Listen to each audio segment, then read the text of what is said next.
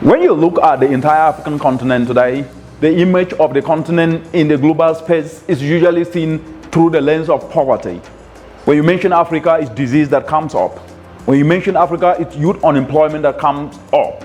Yes, most of these issues are issues that the continent faces today, but I think more to that, there are other aspects that are not being discussed, and that is what is in the book, Making Africa Work Through the Power of Innovative Volunteerism. A decongestion and a reimagining of an Africa that should be and how it already is and how it's going forward. And it is about its people. In the book, Making Africa Work Through the Power of Innovative Volunteerism, it gets summed up in a simple African proverb, which is, it takes a community to raise a child. Across the entire African continent, in every village, in every community, a child does not only belong to the mother or the father, the child is the community's child.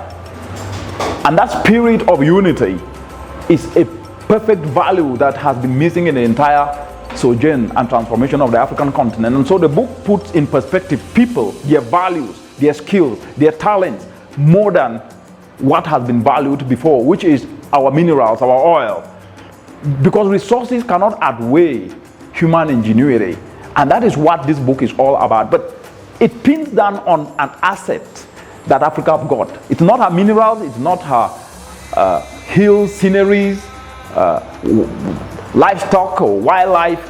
It is her people and her youth. Because the youth are Africa's sovereign capital. And what this means is their skills, their passion actually outweighs the money that anyone can ever think of. And because of this, the book starts off with my life story, which started in a small village in the northwestern part of Cameroon called Jinquin, where I went to school with shoes like millions across the continent do today. But on top of that, we tethered goats, and every morning before we go to school, we had to make sure that those goats had a place that they were tethered in, and we worked in our mother's farm. And what actually I noticed in the process was that adversity gave us the best, because it taught us values of humility, values of respect, endurance and determination to move forward. And in this book, as my life story is being told, where at night we were gathered around the fireside to discuss these values of humility and respect, and the resilience out of this story was that our future is bright regardless of the difficulties. But as a transition in the book, giving stories of how we grew up, I brought up the aspect that each and every young person needs today, which is to voluntarily volunteer yourself. Because if you do not volunteer for something useful, you will volunteer for something useless. There is no in between.